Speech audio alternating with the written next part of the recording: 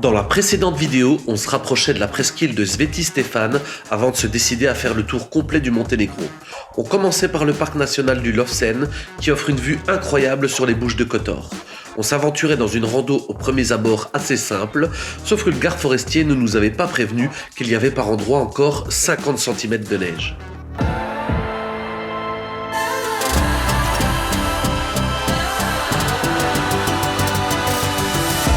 Nous, c'est Vincent et Virginie.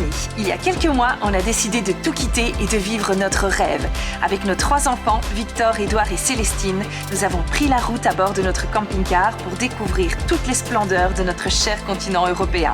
Découvrez nos aventures, celles d'une famille nomade inexpérimentée.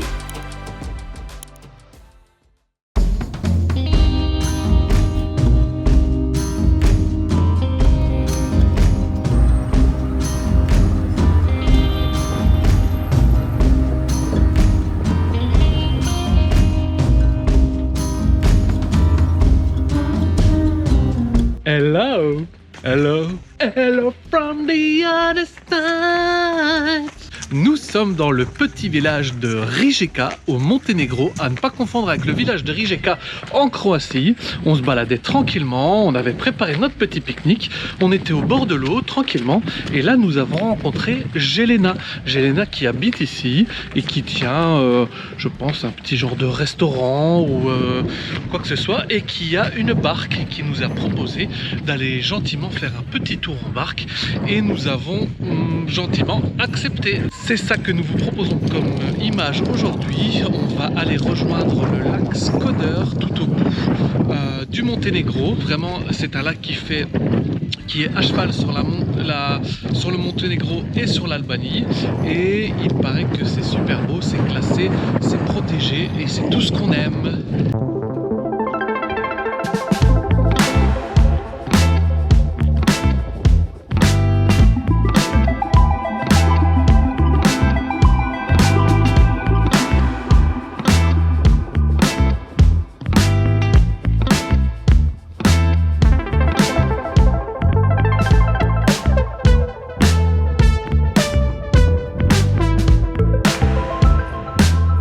Là encore, c'est la magie du voyage. Le simple fait de se balader dans un petit village quasi désert, être dans le moment présent, être conscient de ce qui nous entoure, un simple regard, un sourire et la discussion est entamée avec Jelena. C'est si simple que ça. Elle nous explique qu'elle essaye de plus en plus de vivre du tourisme en saison grâce à sa nouvelle barque. Elle nous demande ce que nous faisons là en cette saison et si nous voulons profiter de sa barque pour faire un tour sur le lac. Nous n'avons même pas regardé au prix tellement on sentait cette discussion sincère et on ne l'a absolument pas regretté car ça nous a permis d'en savoir beaucoup plus sur les coutumes locales et on a même eu l'occasion d'y apercevoir un pélican.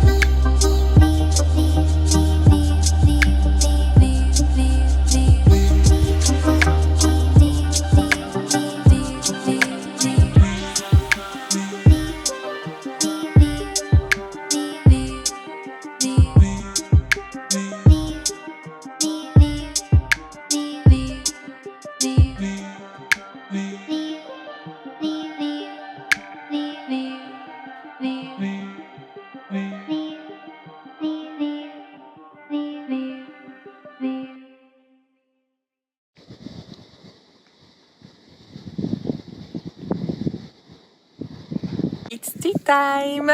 Non, c'est plutôt l'heure des crêpes en fait.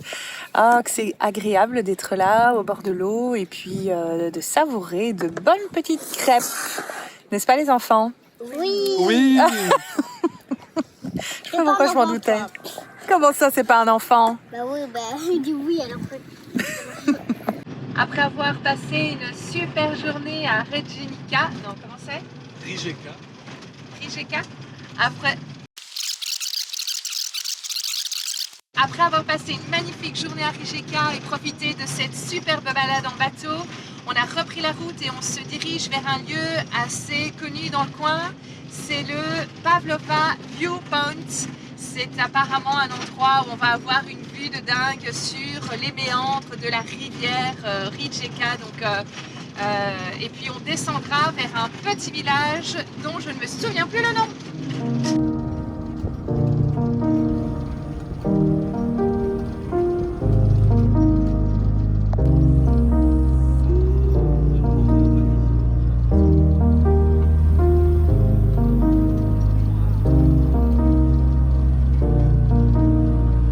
Alors effectivement, je confirme, c'est un endroit qui vaut la peine. C'est vraiment magnifique. On a une vue sur le méandre là, juste derrière nous. C'est somptueux, incroyable de penser qu'hier nous étions dans la montagne à, 50 km d'ici, avec 50 cm de neige. Il faisait 2 degrés. Et là, il en a fait 20 aujourd'hui et on profite d'un spectacle magnifique. Le Monténégro, c'est vraiment un pays aux 1000 facettes, je le confirme. Et encore, on a plein de choses à voir.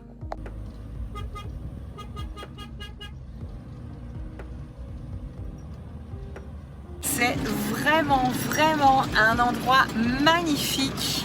On en prend plein les yeux. En plus, on a choisi le bon moment. Il y a le coucher de soleil là sur ce paysage de dingue. La route est étroite, mais ça va. On a connu pire. Hein. Ouais. Mais puis on avance à notre aise. Il n'y a pas de monde. C'est vraiment un endroit à voir ici au Monténégro.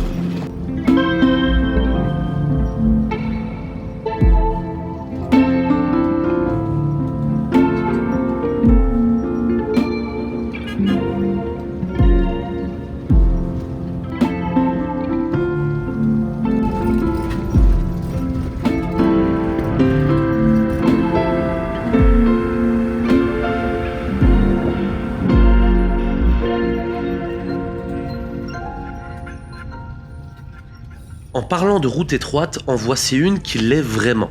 Après s'être concerté 10 minutes, Virginie et moi, on tente la descente vers le petit village de Karouk, qui semble désert lui aussi. Il est clair que si on croise une voiture ici, il faut tout remonter en marche arrière, mais ça, on ne préfère pas y penser.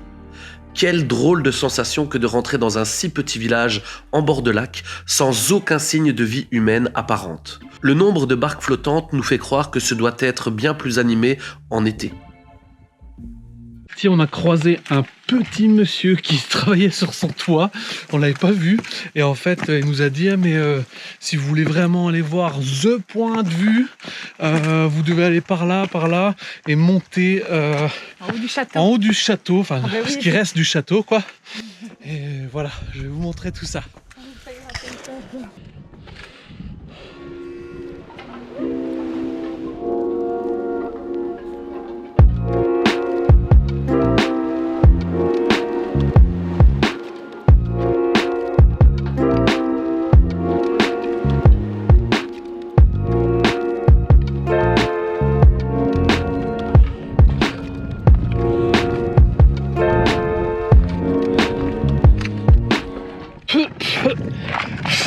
Oh.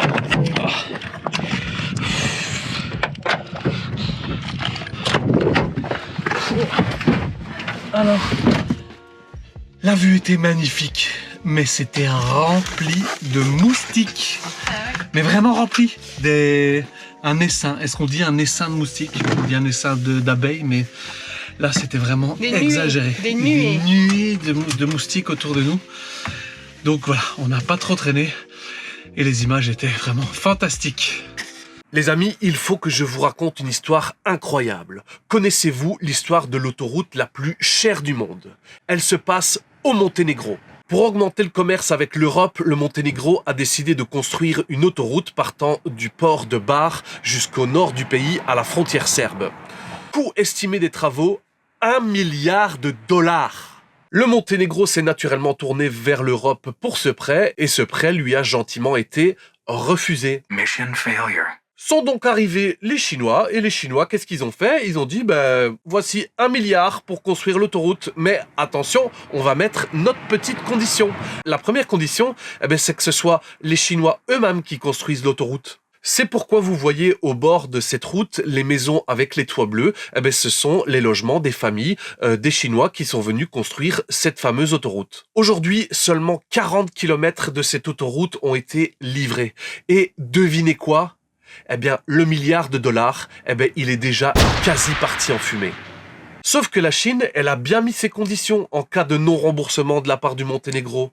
Même l'Europe ne pourrait pas prendre cette dette à son nom. En contractant ce prêt aux Chinois, le Monténégro a même été jusqu'à renoncer à sa souveraineté sur certaines zones de son territoire, et notamment le fameux port de Bar, qui est le port le plus important du pays. Et en plus de tout ça, cet énorme chantier est une catastrophe écologique. Bref, peut-être que dans quelques années, le port de Bar au Monténégro appartiendra aux Chinois, ce qui leur servira comme porte d'entrée pour l'Europe. Encore une fois, je laisse le plaisir à chacun de se faire son propre avis. En tout cas, nous, on a repris la route, et pas l'autoroute, la nationale, et on monte jusqu'à Colassine.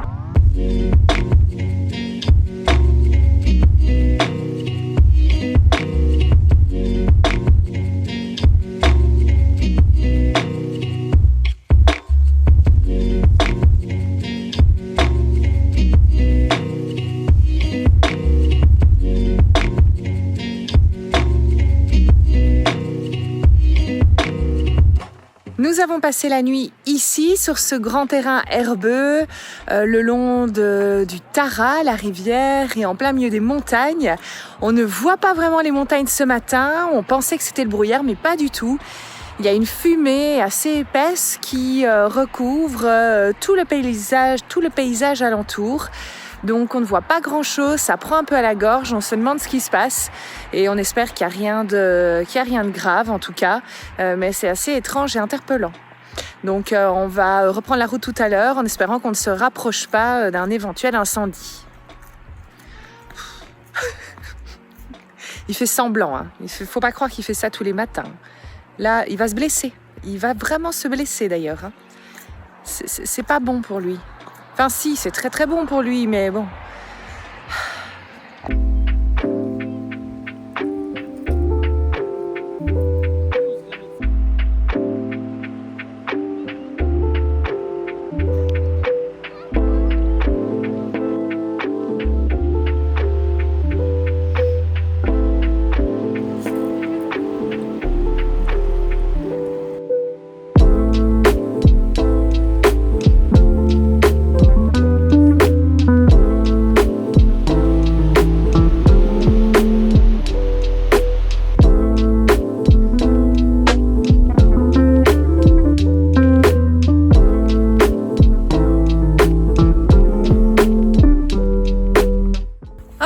Ça fait du bien des journées comme ça où finalement rien n'est prévu, mais on est dans un endroit dans lequel on se sent bien.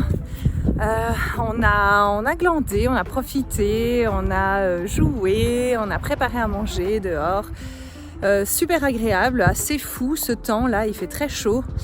Et puis ça y est, après plusieurs heures, le ciel commence un petit peu à se dégager de cette fumée.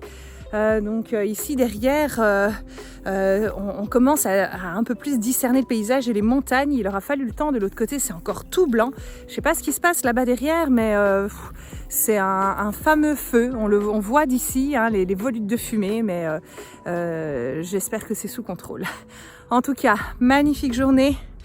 Et on continue notre avancée dans le Monténégro. On va monter maintenant vers Colassine. Regarde là, on voit les flammes là. Ouais. C'est en feu chaud.